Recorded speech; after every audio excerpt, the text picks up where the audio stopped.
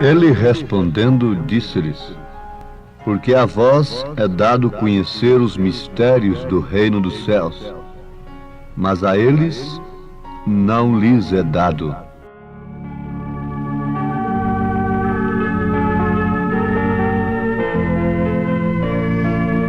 Ouvintes amados, nós acabamos de citar as Escrituras no Evangelho segundo São Mateus, capítulo 13, versículo 11. Isto está escrito na parábola do semeador. Ele respondendo disse-lhes: porque a vós é dado conhecer os mistérios do reino dos céus, mas a eles não lhes é dado. Nós rogamos a Deus que nos ajude durante mais esta programação e que ela possa ter o endereço certo, isto é, encontrar o coração que está precisando dela. Quando falamos coração, quer dizer a vida, o ser, a pessoa de corpo e alma e espírito, dando lugar à palavra de Deus, que por sua vez deve ser vivificada pelo Espírito Santo. Então, nós pedimos isto a Deus em nome de Jesus Cristo. Desejamos a saúde de todos que estão nos ouvindo. Se estão viajando, que sejam guardados em suas viagens. Se estão trabalhando, que sejam guardados, dirigidos, abençoados em seus trabalhos. Se estão enfermos, que sejam curados. Se estão aflitos, que sejam consolados.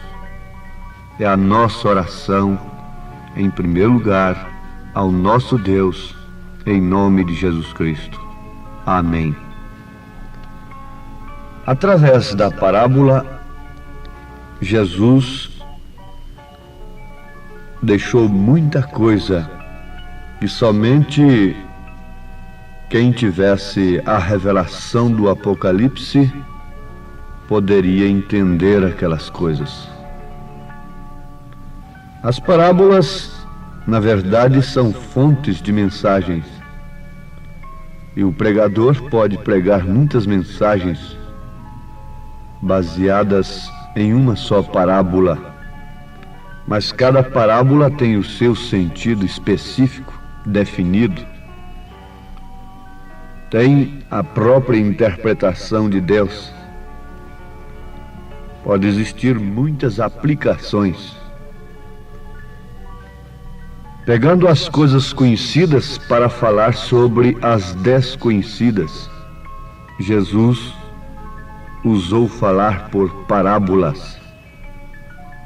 Conforme já dissemos, somente a revelação do Apocalipse poderia fazer com que nós obtivéssemos o real sentido de todas as parábolas de nosso Senhor Jesus Cristo, tomando as coisas conhecidas para falar sobre as desconhecidas.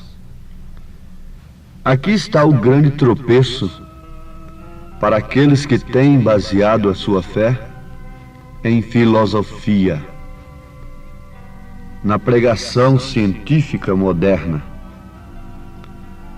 Ela foge completamente dos princípios bíblicos, pois em toda a Bíblia nós encontramos Deus tomando o natural para explicar o espiritual. Em qualquer tempo que o Evangelho fosse pregado e ouvido por pessoas que estão com as suas mentes polidas e que estão ansiosas por coisas profundas, mas no sentido intelectual, ele seria refutado por tais pessoas e até criticado. Criticado e até refutado, resistido, porque em todos os tempos Deus falou através de coisas naturais para explicar as espirituais. Leiam a Bíblia Sagrada no Velho Testamento e veja qual foi a linguagem que um profeta de Deus usou. Leia a Bíblia pensando nesse sentido, olhando por esse prisma, e veja quais foram os símbolos que os profetas usaram. Deus podia salvar perfeitamente a Noé de uma outra maneira diferente, mas ali estava uma arca. Agora você entende o que eu quero dizer? O que significa a arca para nós? O que simboliza a arca para nós? Salvar-se-ia o homem hoje dentro de uma arca? Estamos entendendo? Que tal Moisés vindo aqui com uma serpente de metal levantada?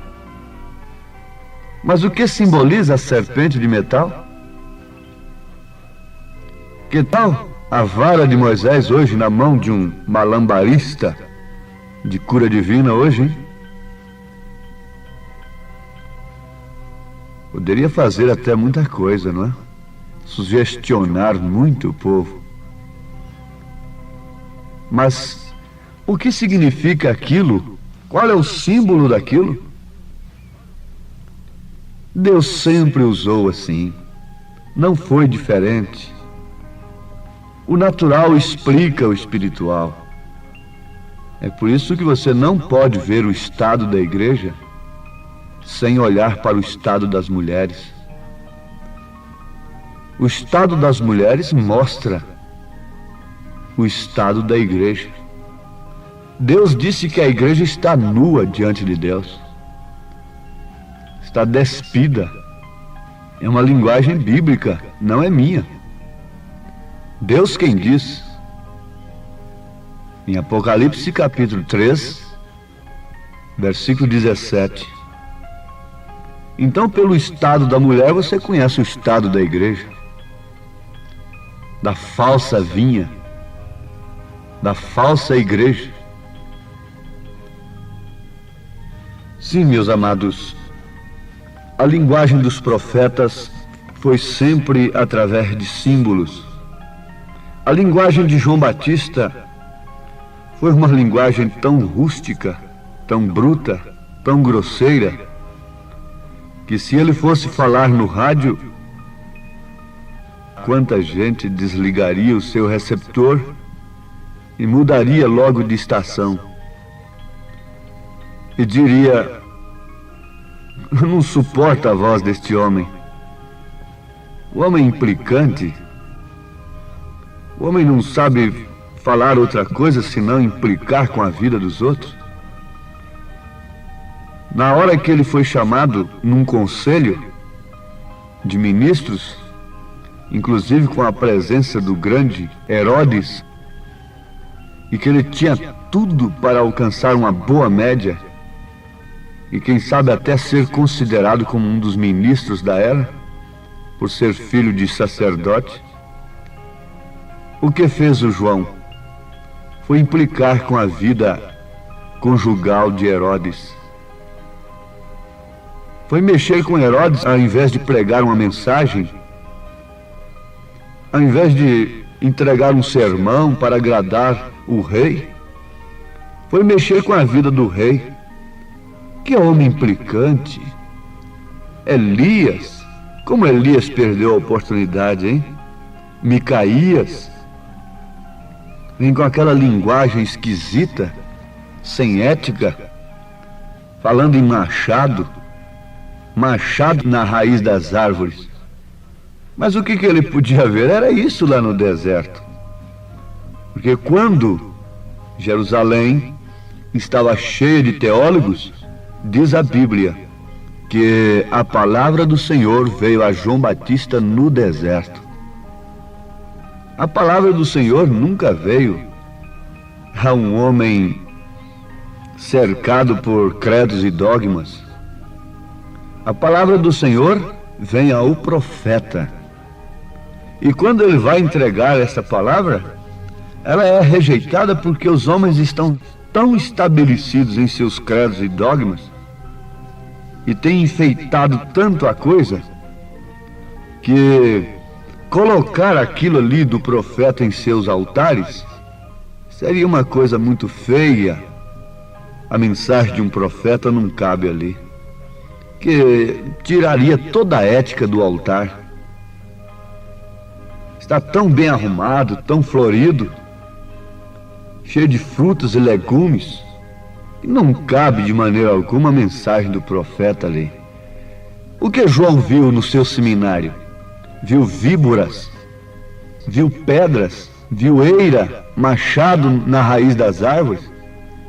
Foi o que ele pôde ver. Não é certo? A linguagem de Jesus também não foi outra. Foi falar em sepulcro caiado. Diz: vocês matam os profetas, depois vão erigir monumentos a eles, vão enfeitar os seus túmulos. Não é isso que tem acontecido? Nunca vi tanto monumento à Bíblia como está havendo agora. A Bíblia está querendo é obediência. Deus quer é que ela seja obedecida, isso é que resolve.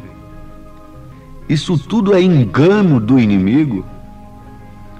Ela queimou a Bíblia dias passados, como eu mesmo me lembro, e agora está mandando ler a Bíblia. Por quê? A linguagem de Jesus foi essa: sepulcros caiados, raça de víboras. Foi ou não foi? Está escrito assim ou não? E quando foi nas parábolas? O que Jesus usou? Qual foi a linguagem de Jesus? Mas ele respondendo disse-lhes: porque a vós é dado conhecer os mistérios do reino dos céus, mas a eles não lhes é dado. Agora pense um pouquinho na linguagem dos apóstolos. Vamos destacar somente São Paulo, porque o nosso tempo não nos permite debulhar isto aqui, minuciar. Mas leia apenas 1 Coríntios 12, a partir do versículo 12. Para falar da unidade do corpo de Cristo, o que Paulo usa? Chegando até os membros.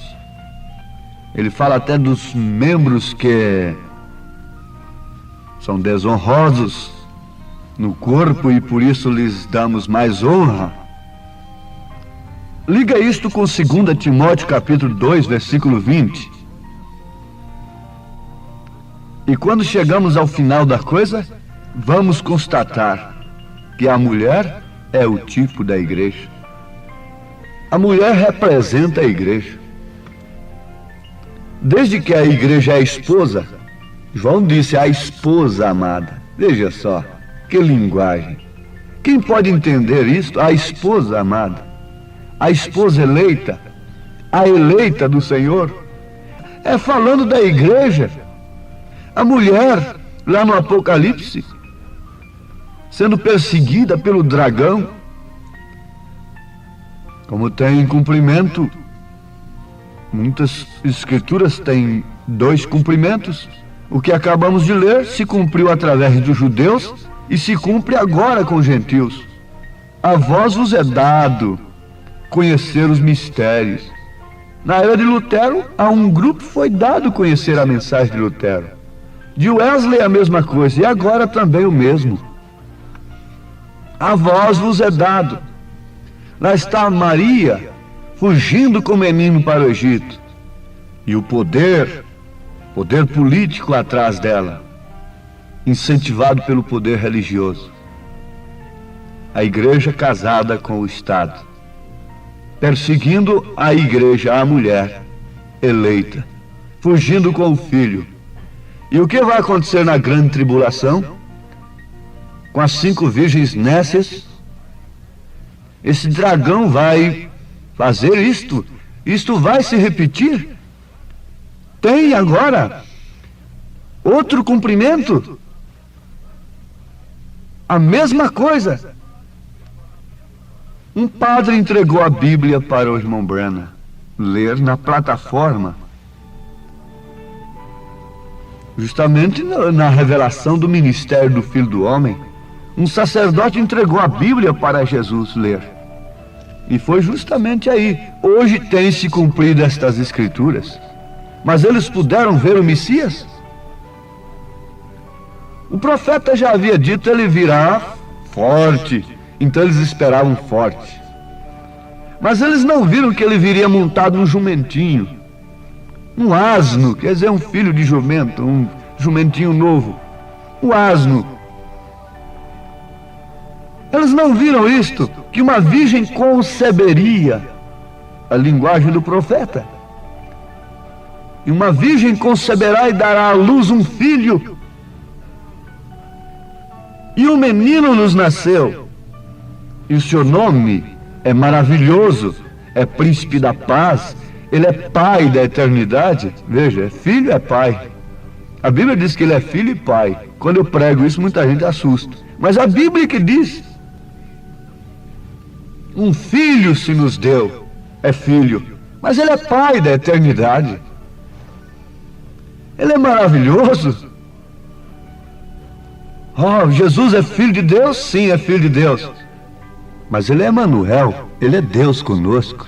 É por isso que ele disse: eu e o Pai somos um. Eu, carne, o Pai, espírito, somos um. O Espírito que está em mim é o Pai quem faz as obras. Não sou uma segunda pessoa. Eu sou o Alfa e o Ômega, o primeiro e o último. Dizem por aí que eu sou segundo, mas eu nunca disse que eu sou segundo. Jesus vai repreender esse povo no dia de juízo. Que dia que eu falei para vocês que eu sou segundo? Eu não sou mentiroso. Em mim não houve sim, não. Eu disse que sou o Alfa e o Ômega. A primeira letra e a última letra do alfabeto grego, não? O Alfa e o Ômega. Quer dizer, o primeiro e o último. Agora você vem e diz que ele é segundo. Quem é mentiroso? Paulo disse: seja todo homem mentiroso e Deus o único verdadeiro. Mas vamos concluir. Então a mulher é o tipo da igreja. Sim, perfeitamente. Como Eva foi recebida por Adão, já violada por Satanás pela serpente, com a semente da serpente dentro de si, que é Caim, José foi aconselhado por Deus não temer receber a sua mulher, porque o que estava dentro dela era a semente de Deus. Veja, uma já tinha semente, já era conhecida pela serpente. Caim nunca foi tido como filho de Deus, como filho de Adão, mas sim como do maligno. Quando Adão recebeu a Eva, já havia dentro dela a semente da serpente. Quando José recebeu a Maria, já havia dentro dela a semente de Deus, que esmagaria a cabeça da serpente. Então você encontra duas mulheres, duas igrejas, uma falsa e uma verdadeira, uma portando a semente do diabo e outra portando a semente de Cristo. Agora cabe a você saber qual delas, por revelação divina, porque a vós vos é dado conhecer os mistérios do reino de Deus. Pai, te pedimos mais uma vez e rogamos com a nossa alma ajudar a cada um compreender isto e por revelação divina saber a que hora estamos vivendo, para que a fé perfeita tome conta do nosso coração, como a mensagem do anjo tomou conta da Igreja Maria, Maria se encheu de Cristo, assim também nós temos de nos encher de Cristo, em nome de Jesus Cristo. Amém, Senhor. Amém.